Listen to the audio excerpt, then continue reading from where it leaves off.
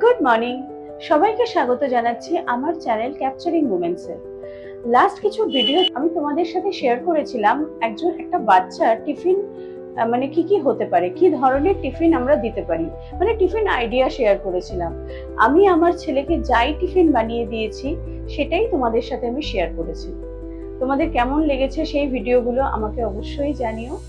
তো সেখান থেকেই আমি আরো ভাবলাম, যদি এরকমই ধরনের কিছু আইডিয়া বা কিছু জিনিস তোমাদের সাথে শেয়ার করি যেটা তোমাদের উপকারে লাগবে বা তোমাদের হেল্প হবে, তাহলে কেমন হয়। এখনকার যা দিনকাল পড়েছে, এই সময় আমরা কম বেশি সবাই স্বাস্থ্য সচেতন। আমরা সবাই নিজেদের শরীর নিয়ে সচেতন থাকি, যে আমরা কি খাবো কি খাবো না, বা কি করব, কিভাবে আমাদের ডেইলি লাইফস্টাইল আমরা বেছে নেব, সেই ব্যাপারে কিন্তু আমরা সবাই কম বেশি সচেতন, আর সেটাই তো হওয়া উচিত। তো আজকে আমি তোমাদের সাথে সেরকমই একটা বিষয় নিয়ে আলোচনা করতে চলেছি, যেটা হচ্ছে এখনকার দিনে মানে সবাই খুব ব্যস্ত, হাইপার টেনশন সবকিছুই থাকে। সেই লাইফে আমাদের যেটা এখন শুনতে পাওয়া যায় সেটা হচ্ছে হার্ট অ্যাটাক বা কোনো স্ট্রোক। এটা খুব শুনতে পাওয়া যায়, এবং এর জন্য কোনো বয়সের ব্যাপার নেই যে এই বয়সের পর হার্ট অ্যাটাকের সম্ভাবনা বেশি, বা এখন তো বাচ্চা বাচ্চা ছেলে মেয়েদেরও শুনতে পাওয়া যাচ্ছে যে হার্ট অ্যাটাক হচ্ছে। এটা কেন? এই জিনিসটাই আমি ভাবলাম, যদি এটা নিয়েই কোনো একটা কথা বলা যায় বা একটু আলোচনা করা যায়, বা কিছু আলোচনা করলাম, কিছু রেসিপি শেয়ার করলাম, এরকমও যদি করা যায়, তাতে কিছু মানুষের তো হেল্প হবে, কিছু মানুষ তো কিছু জানতে পারবে। আচ্ছা, তার আগে আমি একটা কথা বলি, যে আমার নাম তো সায়নী, আমার নিকনেম রিয়া, সেটা তোমরা সবাই জানো এতদিনে। আর আমার হাজবেন্ড হচ্ছে ডক্টর। তো আমি আমার হাজবেন্ডের সাথে মানে এত বছর ধরে সময় আছি, আমাদের বিবাহিত জীবন, আমি অনেক কিছু শিখেছি, দেখেছি, জেনেছি। সেই শেখা জানাটাই আমি তোমাদের সাথে একটু শেয়ার করছি। তো এখনকার দিনে যেহেতু এতটা পরিমাণে বেড়ে গেছে হার্ট অ্যাটাক বা হাই কোলেস্ট্রল, এই ব্যাপারগুলো, তো আমি ভাবলাম সেটা নিয়ে একটু আমরা প্রথমে আলোচনা করি। এটা দিয়েই শুরু করা যাক আমাদের কিছু হেলদি খাওয়া দাওয়া, হেলদি লাইফস্টাইল নিয়ে আলোচনা। তো আমি সেক্ষেত্রে বলতে চাই যে এই হাই কোলেস্ট্রল এখন খুব শোনা যায়, এটা এটা কেন হয়, কিসের জন্য? এটা কি আমরা নিয়ন্ত্রণে আনতে পারি না? পারি তো, আমাদের হাতেই তো সবকিছু আছে, তাই না? তো আমরা কি করতে পারি? আচ্ছা, তার আগে জানা দরকার আমাদের শরীরে দু ধরনের কোলেস্ট্রল, ব্যাড কোলেস্ট্রল আর গুড কোলেস্ট্রল। ব্যাড কোলেস্ট্রল হচ্ছে এলডিএল, আর গুড কোলেস্ট্রল হচ্ছে এইচডিএল। আরেকটা জিনিসও আমাদের জানার দরকার আছে, স্যাচুরেটেড ফ্যাট, আনস্যাচুরেটেড ফ্যাট, এই ব্যাপারেও আমাদের একটু জেনে রাখা দরকার। তো আমরা এই বিষয়ে একটু বিস্তারিত আলোচনায় একটু পরে আসছি। তার আগে আমি বলছি, যখন আমরা কোনো ব্লাড টেস্টে মানে ধরা পড়ে যে হাই কোলেস্ট্রল হয়েছে, তো তখন আমরা কি করি? ডাক্তারের কাছে যাই, ডাক্তার ওষুধ দিয়ে দেয়, সেই ওষুধ খাই আমরা। কিন্তু সেই ওষুধ খেয়ে সাময়িক হয়তো উপকার পাওয়া যায়, কিন্তু সেটা কি পার্মানেন্ট কোনো সলিউশনে আসা যায়? বা ওষুধের উপর ডিপেন্ডেড হওয়াটা কি ভালো? তো সেক্ষেত্রে আমাদের তখন কি করা উচিত? আমাদের ডেইলি লাইফস্টাইল যদি আমরা একটু চেঞ্জ করি, একটু পরিবর্তন করি, সেখান থেকে কিন্তু আমরা এইসব কিছু ভয়ঙ্কর কিছু রোগ ব্যাধির থেকে আমরা কিন্তু মুক্তি পেতে পারি, বা চেষ্টা করে দেখতে পারি। সবকিছুই তো বলে মানে মুখের কথায় তো বলে দেওয়া যায় না, তো আমরা একটু চেষ্টা করে দেখতে পারি।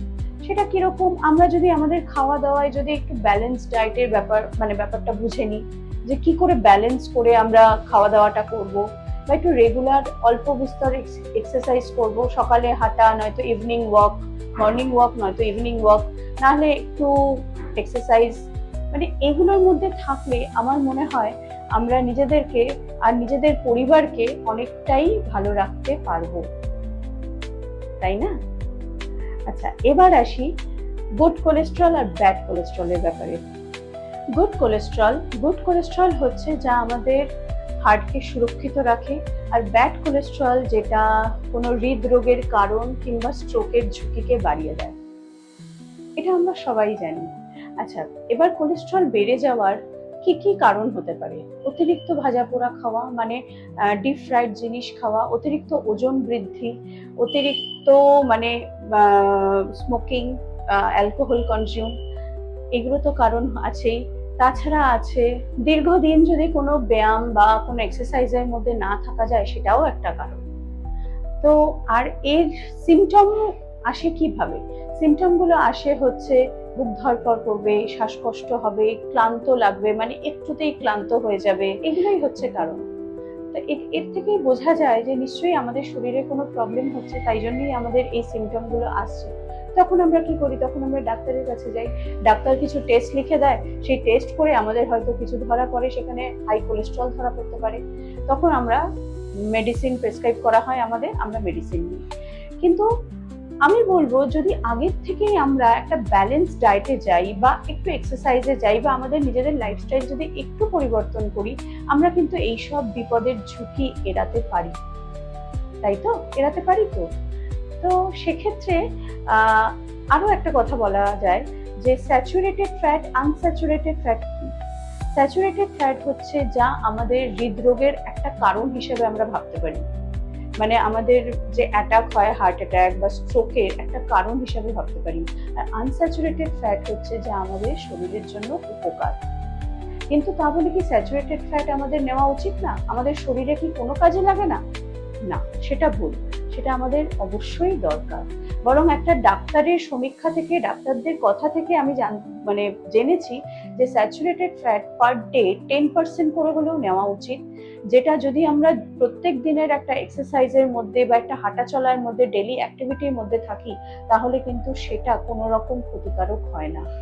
এবার স্যাচুরেটেড ফ্যাট কি কি? যেমন ঘি, ডিমের কুসুম, রেড মিট, তারপর মিল্ক প্রোডাক্ট, এগুলো হচ্ছে স্যাচুরেটেড ফ্যাটের মধ্যে পড়ে, যেগুলো অতিরিক্ত মাত্রায় কনজিউম করা উচিত না। আর আনস্যাচুরেটেড ফ্যাটের মধ্যে কি পড়ে? যে কোনো রকমের সিড অয়েল, মানে sunflower oil, olive oil, mustard oil, soybean oil, এগুলো আমাদের শরীরের জন্য খুবই উপকারী। তারপর যে কোনো রকমের C fish, salmon fish, tuna fish, এরকম ধরনের সি ফিশ গুলো আমাদের জন্য খুব উপকারী। তারপর আমরা যে কোনো রকমের সিডস গুলো খাই, যেমন sunflower seeds, flax seeds, chia seeds, এগুলোও খুব উপকারী আমাদের শরীরের জন্য। তো বিষয়টা হচ্ছে যে আমি আগামী কিছু দিন, মানে কিছু ভিডিও আমি করতে চাইছি এই হাই কোলেস্ট্রল যাদের আছে তাদের কিরম ধরনের ডায়েটে থাকা উচিত বা কিরম ধরনের খাদ্যাভ্যাসের মধ্যে দিয়ে থাকা উচিত, সেটা একটু আমি দেখাতে চাই। এখনকার সময়ের কথা ভেবেই আমি এই পদক্ষেপটা নিচ্ছি। তোমরা প্লিজ আমার পাশে থেকো, আর তোমাদের কেমন লাগছে সেটা আমাকে জানিও। কারোর যদি কিছু অসুবিধা থাকে সেটাও আমাকে জানিও। আমি নিশ্চয়ই সেটা নিয়ে ভাববো, চিন্তা করব, কাজ করার চেষ্টা করব।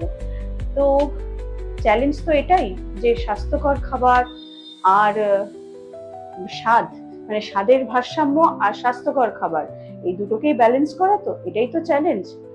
দেখা যাক না, একটু নেই না চ্যালেঞ্জটা, নিজের স্বার্থে, নিজের পরিবারের স্বার্থে, সবাইকে যদি ভালো রাখতে পারি সেইভাবে চিন্তা ভাবনা করে। নেক্সট তোমাদের সামনে এই ভিডিওগুলোই আসবে। যাদের একটু হাই কোলেস্ট্রল আছে তারা কিভাবে মানে ব্রেকফাস্ট, লাঞ্চ, ডিনার কি কি প্ল্যান করতে পারে, কি ধরনের একটা আমি খাদ্যাভ্যাসের মধ্যে দিয়ে থাকতে পারে, সেটা আমি একটা আইডিয়া দেওয়ার চেষ্টা করব। তো আবার নতুন কিছু মোমেন্ট ক্রিয়েট করব, সেটাকে ক্যাপচার করব আর তোমাদের সবার সামনে প্রেজেন্ট করব। তো তোমরা আমার পাশে থেকো, আর আজকের ভিডিওটা এই অবধিই থাক। এরপরের থেকে শুরু হবে আরেকটা নতুন জার্নি, যেটা তোমাদের সাথে আমি শেয়ার করতে চলেছি। কিছু আইডিয়া দেব, তার ভিত্তিতেই তোমরা বুঝতে পারবে যে আমি কি বলতে চাইছি, ব্যালেন্স ডায়েট বলতে আমি কি বলতে চাইছি, সেগুলো সবই তোমরা বুঝতে পারবে। তো চলো আজকের ভিডিও এই অবধি থাক, আবার খুব শিগগিরই নতুন কোনো ভিডিও নিয়ে আমি চলে আসছি।